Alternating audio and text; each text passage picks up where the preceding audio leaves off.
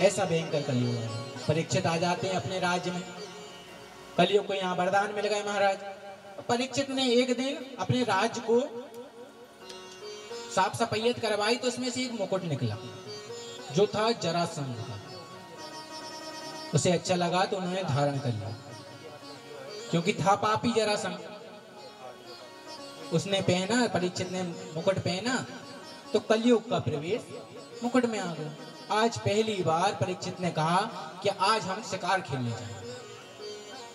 ठीक है, राजा की बात कौन इनका शिकार खेलने आए महाराज।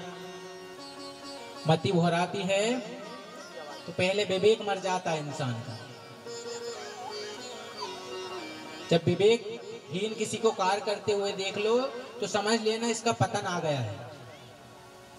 जब कोई अच्छा व्यक्ति ऐसे निंदनीय कार्य करने लगे, इसका विवेकहीन हो जाए तो समझ लेना इसके पतन का समय आ गया है।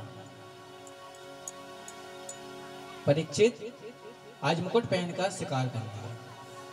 तो शिकार करने गए तो समीक मुनि के आश्रम पड़ा, प्यास लगी। समीक मुनि ध्यान कर रहे थे महाराज। उन्होंने बोला, मुनि हमें पानी दीजिए, क्योंकि कलयुग का वास था तो अहंकार भी आ गया। मुनि हमें पानी दीजिए। उन्होंने नहीं सुना तो एक मरा हुआ सांप अपने तुनीर से उठाकर उनके गले में डाल दिया और चले आए। अब ये दृश्य समीक मुनि के शिष्यों ने देख लिया और जाकर उनके पुत्र को बता दिया, श्रृंगी को।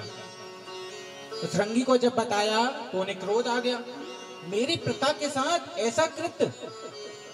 कोस की नदी में खड़े थे महाराज, हाथ में जल लिया और श्राप दे दिया। इति लंघित मर्यादकम तक्षका सप्तमेत ही। जिस किसी ने मेरे पिता के गले में सांप डाला है वे 7 दिन में तक्षक नाग के काटने से मर जाएगा। दौड़े दौड़े अपने पिता के पास आए, पिताजी पिताजी।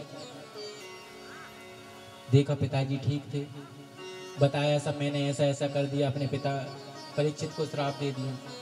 बोले समीक ऋषि कहते हैं, पुत्र आज तुमने ये बहुत गलत किया। अब ऐसा राजा इस संसार को नहीं मिलने वाला।